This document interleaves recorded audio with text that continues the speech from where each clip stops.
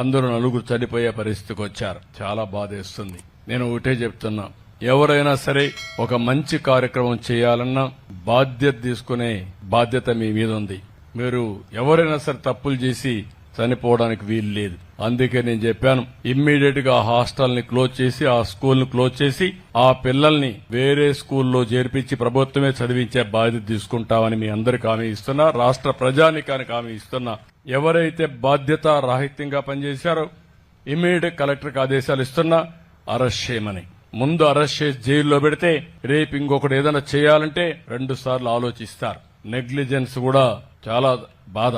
అందుకే అరెస్ట్ చేసి ఏం జరిగింది అన్ని కూడా ఎంక్వైరీ చేసి వాళ్ళందరిపైన యాక్షన్ తీసుకోమని కూడా ఆదేశాలు ఇచ్చాను. చనిపోయిన పిల్లలకు ఒక్కొక్కరికి 10 లక్షల రూపాయల ఆర్థిక సహాయం చేస్తున్నానని చెప్పి కూడా నేను మీకు తెలియజేస్తున్నా. ఈ ప్రభుత్వం బాధ్యత తీసుకుంటుంది.